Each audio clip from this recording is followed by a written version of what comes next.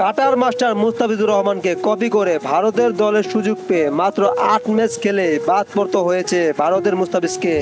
2015 সালে বাংলাদেশের cutter master Mustafizur অভিষেক হয়েছিল ভারতের বিপক্ষে। সেই সিরিজে একাই ভারতের ব্যাটসম্যানদের নাচিয়েছেন মুস্তাফিজ। 3 ম্যাচের সিরিজে নিয়েছেন একাই 13টি উইকেট, যা বিশ্বে অভিষেক সিরিজে সবচেয়ে বেশি উইকেট পেয়ে বিশ্ব রেকর্ড করেছিলেন মুস্তাফিজ। এই মুস্তাফিজ ভারতের রোহিত শর্মাকে 3 ম্যাচে 3 বারই আউট করেছিলেন। এমনকি পুরো সিরিজে বিরাট কোহলি, রোহিত শর্মা না মুস্তাফিজের কাটারে বিধ্বস্ত হয়েছিলেন। সেই থেকে ভারতের দলে এমন একজন মুস্তাফিজকে খুঁজেছিলেন ধোনি। অবশেষে 2016-তে ভারতের নতুন মুস্তাফিজের আগমন। নাম তার বারিন্দার শ্রান। তারও সেম মুস্তাফিজের মতো প্রধান অস্ত্র কাটার, এমনকি বাহাতেও বল করে থাকেন।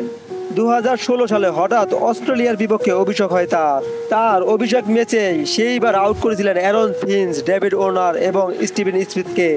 এমন অভিষেকের পর ভারতীয় গণমাধ্যমে নিউজ উঠেছিল এ যেন ভারতের মুস্তাফিজ।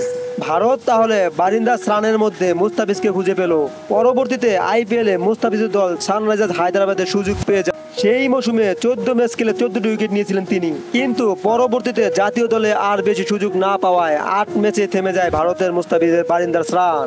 8 ম্যাচে তিনি 13টি উইকেট নিয়েছিলেন।